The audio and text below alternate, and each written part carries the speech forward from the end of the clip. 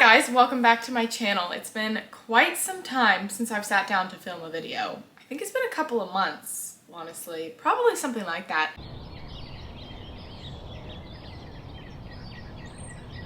But I think the last video I did, was the last video I did my Victober TBR? I don't know, but the last thing that had been going on in my reading life was Victober.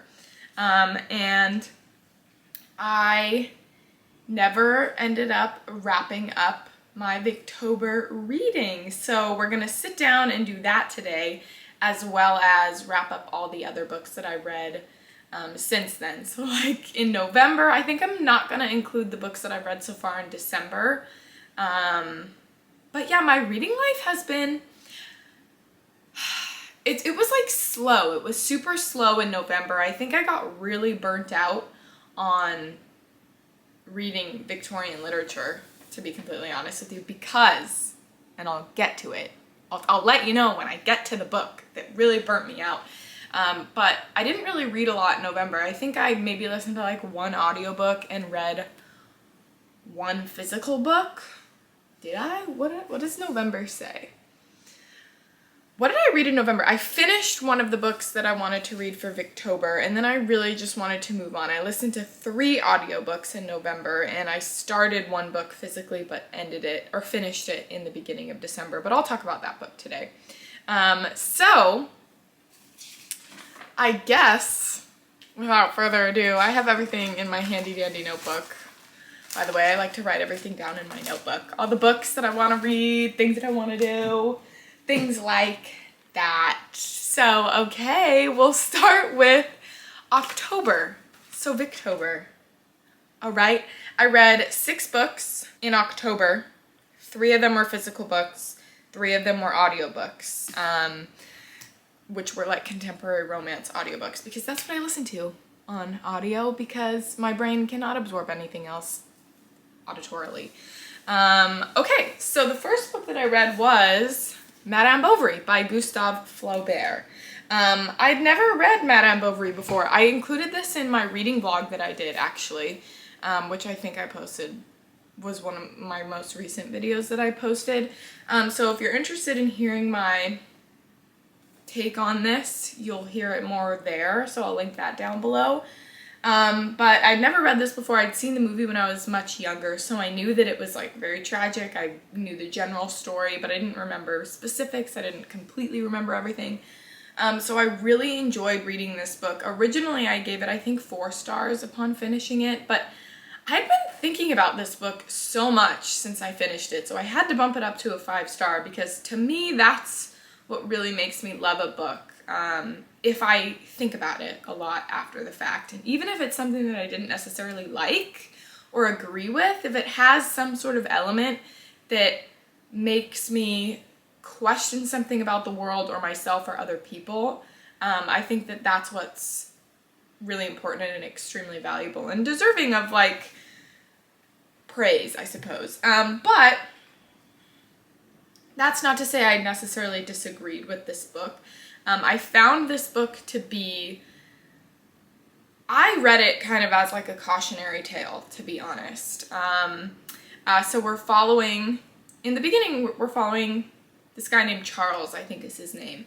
But he ends up, he's young, he gets married, his wife dies, he meets Emma, who becomes Emma Bovary, his wife, who's a young, very selfish young girl, but maybe she's not so much so in the beginning. She's just a young girl trying to, like, I don't know, figure out life, decide what kind of life that she wants to live. She clearly loves the lavish lifestyle. She meets a couple people that influence her and make her realize, like, she really likes all this lavish stuff. She wants an exciting, vivacious life, and being alive is so dull and boring without all this drama and yada yada yada. So she kind of creates all this stuff for herself, and she creates lots of problems. It really makes me nervous about the concept of a credit card or things being on credit. She causes lots of issues.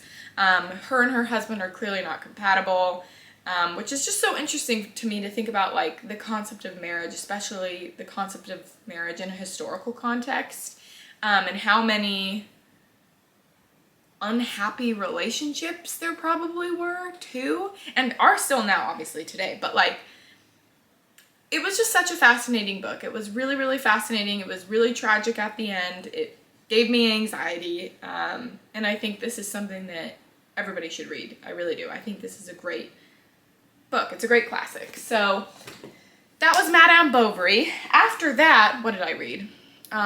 Which I count as a Victorian book. Okay, I count Madame Bovary as like adjacent, like Victorian adjacent, because it was written and published in the Victorian period. Okay, even though it's French, still close enough for me. It had a lot of similar sensibilities. It read very similarly, obviously with very French lean, but that's that. You know, it's all connected. It's all connected. After that, I read The Woman in White by Wilkie Collins. I actually listened to this on audiobook and I decided to buy it physically. I, a couple of years ago, read The Moonstone by Wilkie Collins, and I thought that it was written so well. The story wasn't as exciting to me, The Moonstone, and I found it to be really, unfortunately, I'm gonna use the word funny, but like it's not funny, to see some of the language used around different cultures that was extremely inappropriate, but I'm like, whoa, that's wild that that was like written at that time period, or that that's what was written at that time period, like as a modern reader. Anyway, what was I saying? The Moonstone. Very well written. I felt like Wilkie Collins had such a good authorial voice. Like he really nailed the individual character voices as well. Like that book was from lots of different characters' perspectives, as is The Woman in White. And they all had a completely different, unique voice, which is so cool and to read, and it's just like so masterful from a writing sense, like an artistic sense, right? But I didn't love the story. I think I gave The Moonstone about 3 stars. I think I gave The Woman in White like 3 stars as well. I would now though if I had to rate it, so if that's worth anything, there you go. Yeah, this and The Moonstone are Wilkie Collins's, I think, most famous works, are the ones that people like the most. And this is essentially about this dude who's like a teacher. He's like an artist teacher. And he's like walking along the road and he meets this woman in white in the dead of night, that rhymes, in the evening, and they have like a conversation. It's like kind of an ominous conversation. She's escaping from something. He's concerned about her, blah, blah, blah. And then she goes off and he goes off, she goes off, and he goes to this house that he's supposed to be a teacher at with these 2 young women. And then he starts to hear about this like woman who's escaped from an insane asylum, and it was this woman in white, and he's like, whoa, he's like putting these pieces together. It's all kind of connected with these 2 young women that he's teaching in this house that he's staying at. He falls in love with one of the women that he's teaching. Drama ensues from there. Things go off, yada, yada, yada. It's interesting to read the original mystery thriller books, because a lot of the tropes and themes and things going on are very commonly used today. So it almost seems a tad bit underwhelming, the story, when you're reading the originals, which is what I hear kind of a lot of people say in different ways online. It was still well written. It was still well written. It still had that same like Wilkie Collins voice. He's very good, again, like I said, at creating unique character voices. This was a lot about, the way women are viewed historically, or in this time period, the way women are viewed, the lack of opportunity that they have, the way that their husbands completely control their lives and their money and everything. One of the characters, I think her name was Marianne, which was one of the sisters, not the one that was in the relationship with the other dude. But she's like, she should have been in a relationship with the other dude. Man, I think they had more intellectual equals going on there. She was so interesting. I loved Marianne. I think, what was her last name? Hargrave or Hartright or something? Hargrave? Walter Hartwright. Marianne Halcombe, that's her last name. You can see how I'd get confused there, you know? But Marianne Halcombe, fascinating. Loved her. She was so smart. She was so driven. She loved her sister. She was just such a cool character. And I loved her and Walter's, I guess, friendship. Yeah, I read it. I gave it 3 stars. That's The Woman in White. I don't think Wilkie Collins is my favorite writer of all time. I don't think he really, like, does it for me. But there you go. After that, now this was the book that kind of burnt me out a little bit, I'm not gonna lie. After that, I picked up Dombey and Son by Charles Dickens, and this is basically what I spent the rest of the month reading. I was really trying to get through this as quickly as I could, and I feel bad saying that because I think books deserve more time, right? And like you should move through them a little bit slower to be able to absorb them. And I think sometimes like trying to not marathon through, like trying to sprint through a book of this size can really only detract from your experience. So I think I just kind of burnt myself out a little bit. I am also not a huge Dickens person. I really want to be a Dickens fan.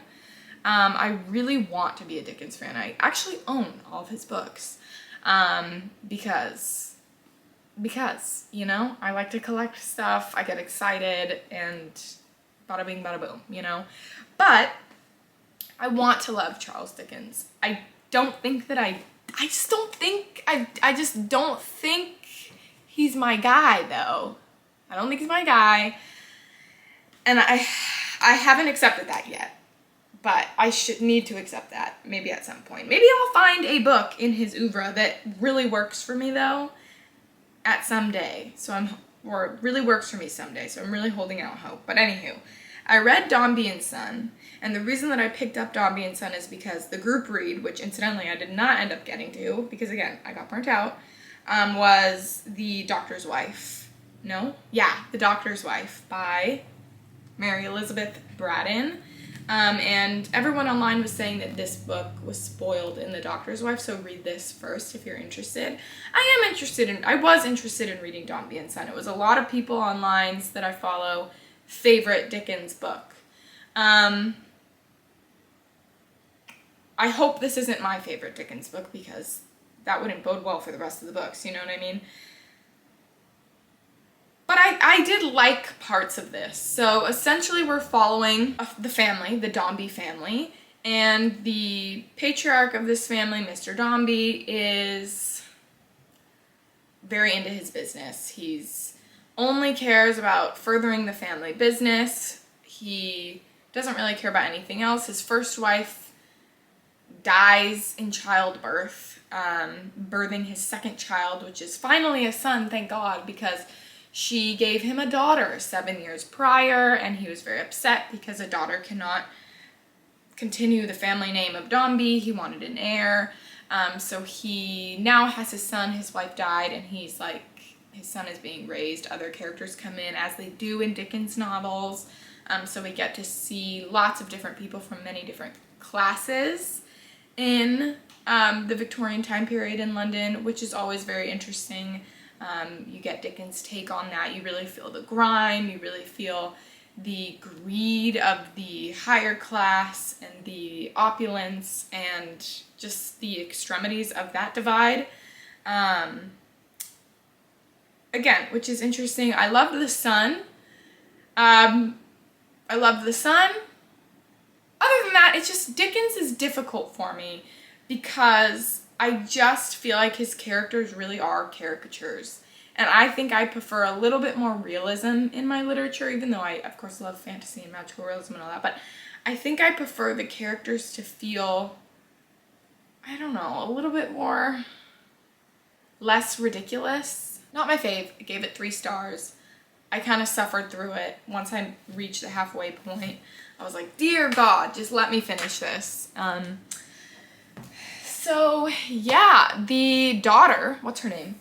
The Dombey daughter, was just kind of annoyed me too. Edith. What's her name? Edith? No. Edith was the second wife. Loved her. Florence annoyed me. She just was just kind of like, another one of those angelic female characters that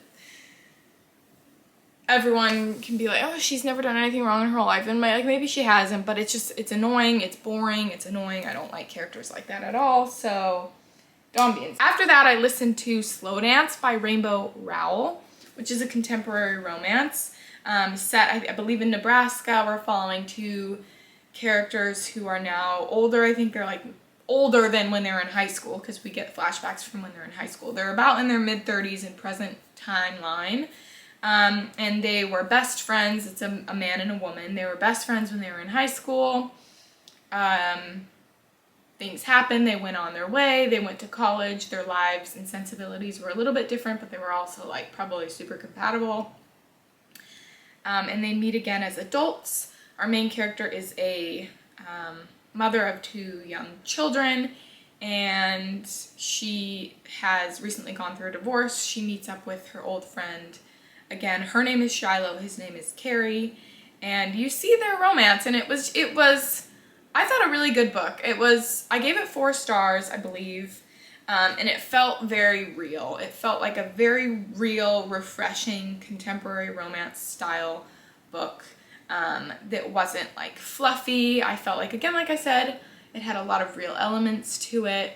And I appreciated it for that reason. They had a lot of their own issues, and they came together and they were solving problems, like really legit issues, financial struggles.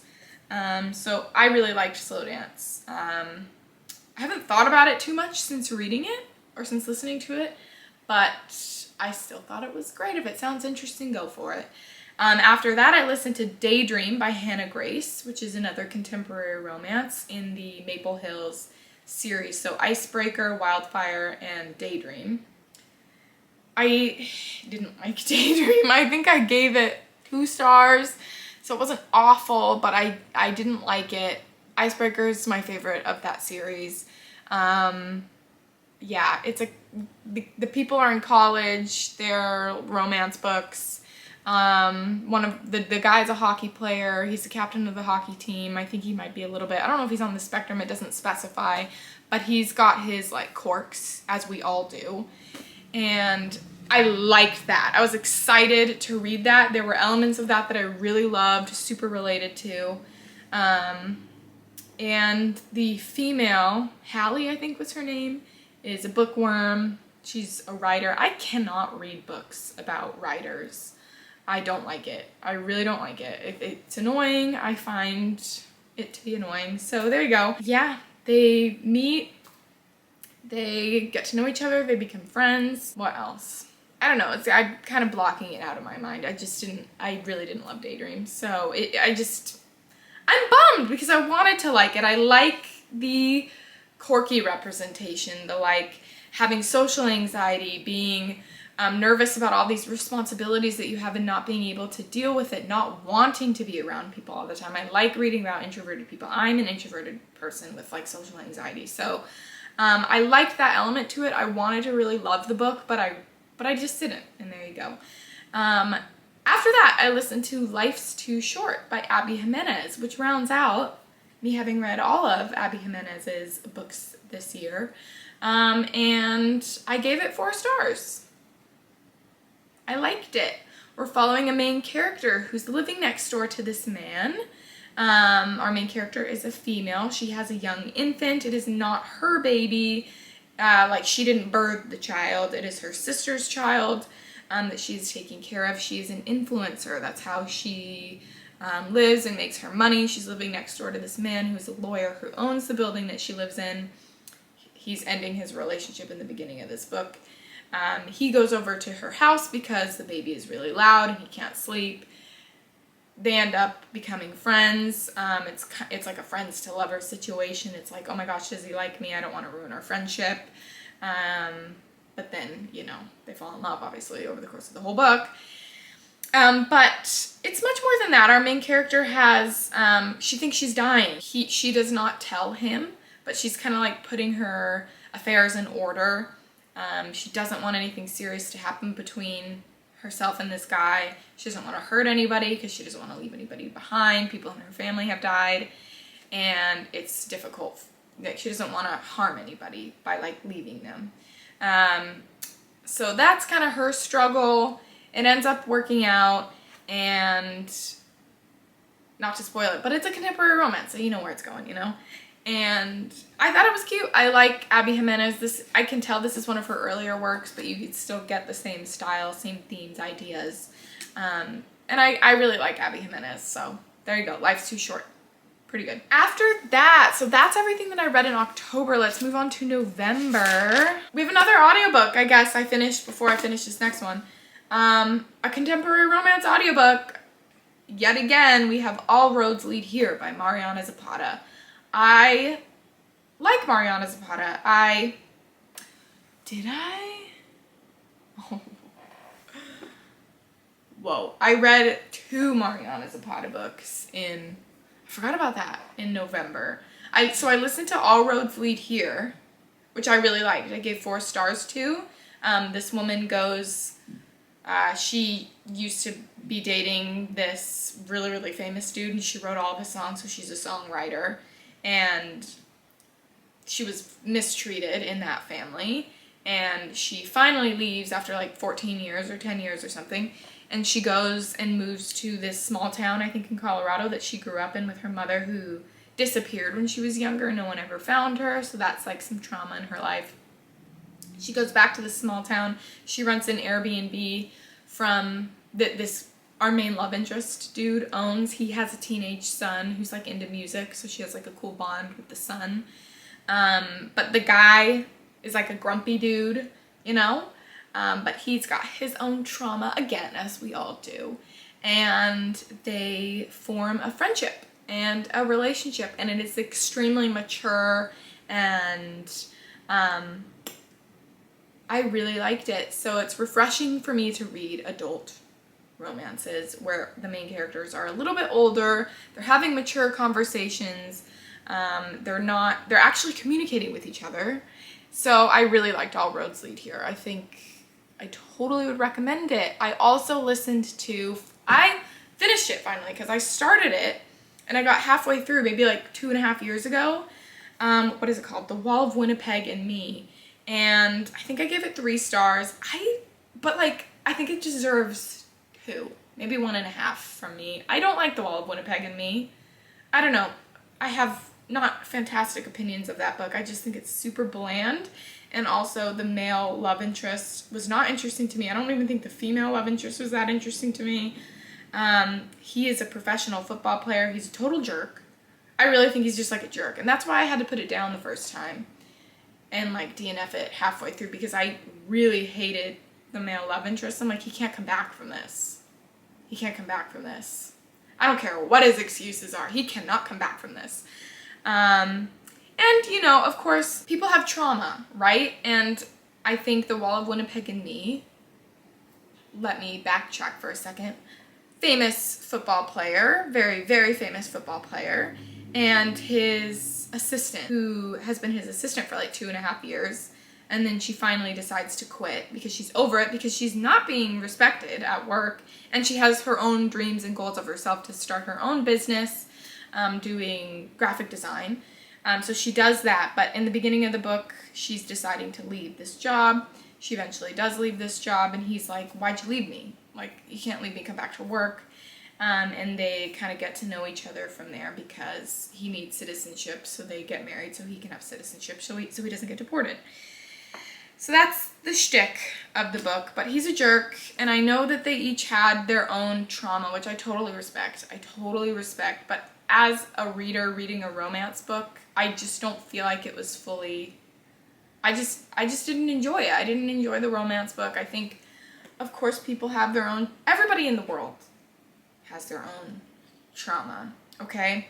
And I don't think that it's a valid excuse to treat people poorly. I really don't, like, at all. I think, especially as an adult, I'm like, especially as an adult. There you go. That's all I have to say about that. Moving on. So then after that, I listened to Better Than the Movies by Lynn Painter, which is a YA romance. I haven't read or listened to a YA book in years. But I'd seen a lot of great things about it. It was available on my library audiobook app, and I was looking for an audiobook, and I said, why not?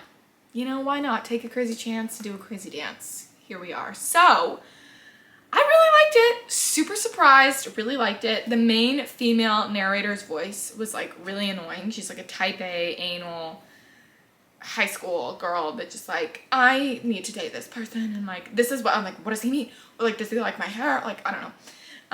You know, teenage stuff was kind of annoying. But at the same time, I found the book to be charming. It was rivals to lovers. The main love interests were neighbors. They liked music. They had great banter. They were really good friends, but again, rivals to lovers. So it kind of reminded me a little bit of like The Ugly Truth, you know, that rom-com movie vibes, but like in a YA book and like different setting kind of a thing. There you go, 4 stars. Surprise, but I really like better than the movies. After that, okay, we have Far from the Madding Crowd. I finally finished my last Victober read. And so Far from the Madding Crowd by Thomas Hardy. This is my second Thomas Hardy book. I read Tess of the D'Urbervilles when I was like 19. Haven't reread it since then. Thomas Hardy writes a lot about he's a great nature writer. He writes about the pastoral landscapes. Here we're set on like farms in his fictional, is it a town of Wessex? His like section of England called Wessex, but based on, I think Essex it must be, or something over there. I'm not great with geography, people. I'm not great with geography. We are following our main character, Farmer Oak, Gabriel Oak, and in the beginning, and he owns a farm. Catastrophe happens. I love his character. He's just like that quiet, wise, natural man who's like tough, kind of, you know, but like kind. Those vibes is what Gabriel Oak gives. Love it. It's my favorite. And Bathsheba Everdeen, who's very headstrong, smart, fiery, loud.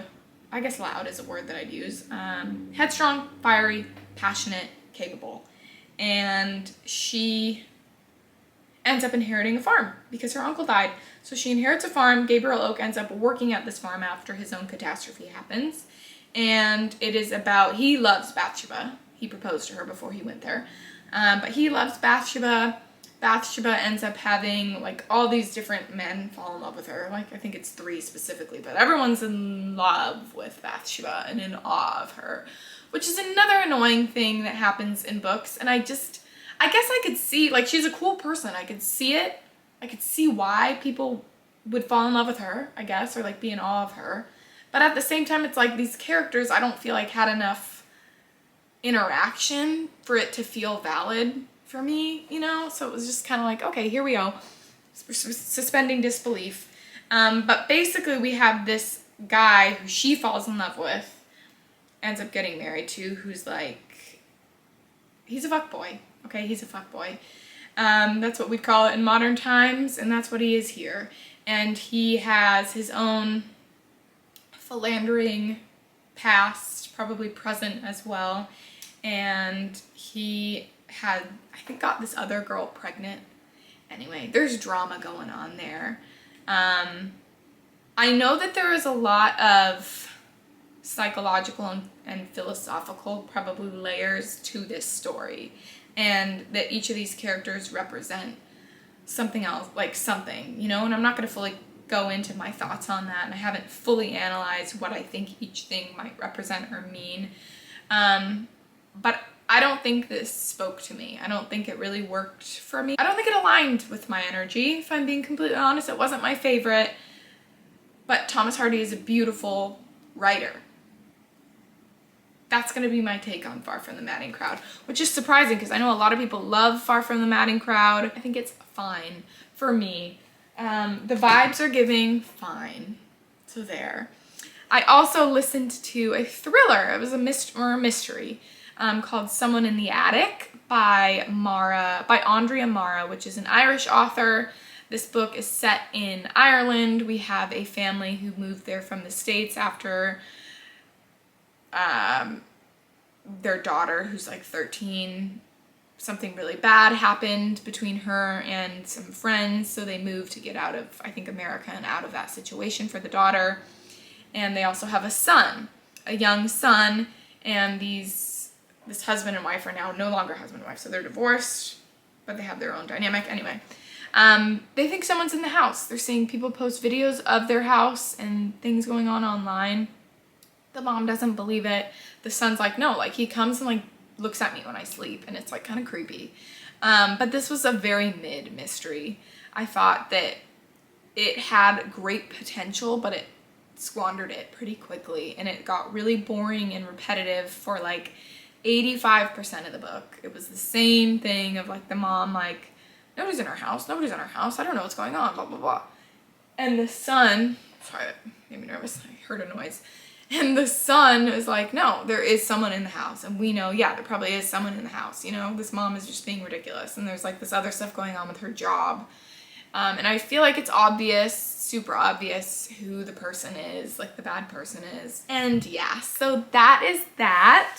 Oh, actually, the last book that I started reading in November and finished in December was Sally Rooney's Intermezzo. Finally, I got to this. I loved this. I really, really loved this. Like, absolutely thought this was great. I think this is Sally Rooney's best book so far. Then I think it's followed by Normal People.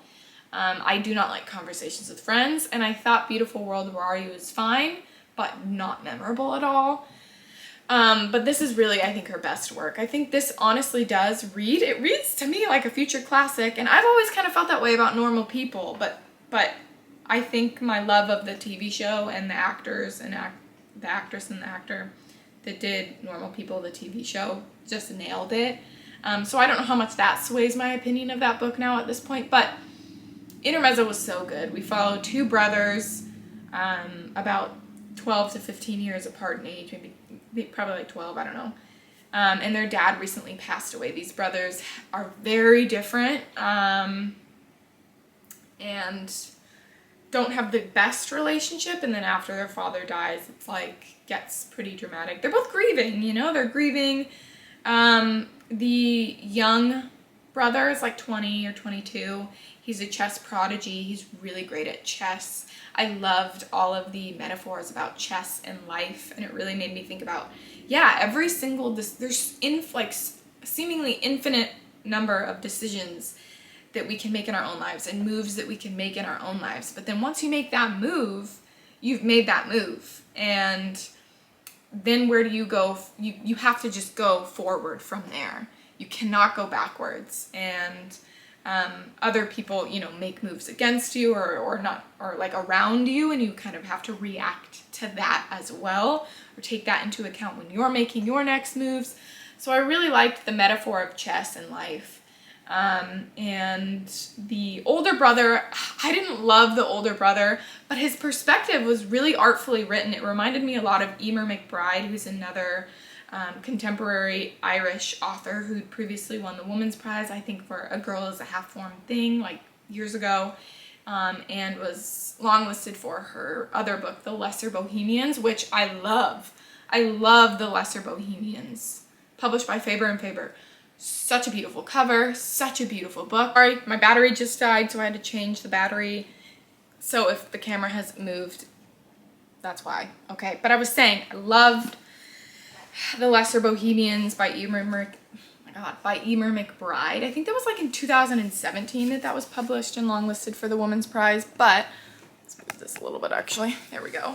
That's okay. But yeah, the older brothers' perspective or sections of this book had that like same writing style as Emer McBride, where it's very indicative of a character who doesn't understand what's going on in their own lives, who's like going through a period of immense change or in a bad place personally, so they're not necessarily able to observe and absorb, yeah, everything that's going on around them or everything about themselves. So it's very fragmentary. So it's an interesting reading experience, but I think it's very powerful to portray the character's mental state. and interesting and beautiful to read in itself on a prose level. But yeah, I didn't love the older son, just if I'm being surface level about it. But I like the perspective that both of these brothers gave about life. They're very different, like I said. And the older brother is in a relationship with two very different women. One of them is much younger than him. One of them is his age. And it's about that dynamic. And the younger brother is in a relationship with a woman who's, I think, like 15 years older than him. And that's a really beautiful, I think, relationship. It's just interesting. It's about the directions that life goes and, again, how we react to them and morality, what's right and wrong. I feel like, again, it had all the elements to me of a future classic. And I loved Intermezzo. I really loved Intermezzo. So that is that. That's my wrap up. Thanks so much for watching. Have you read any of these books? What do you think of them? Tell me your favorite Dickens book down below. Tell me what you think I'd like from him, please. Like, if you had to put money on it, what do you think my favorite Dickens book would be? I did read Great Expectations and A Tale of Two Cities, like, in 2020, which I think that I'm interested in picking up Great Expectations again. I think that could be my favorite, but I also really want to read David Copperfield. But anyway, you let me know what you think, because you guys know more than me most of the time. So, yeah. Again, thanks so much for watching. I hope you guys have a great rest of your day. Yeah, okay. Bye.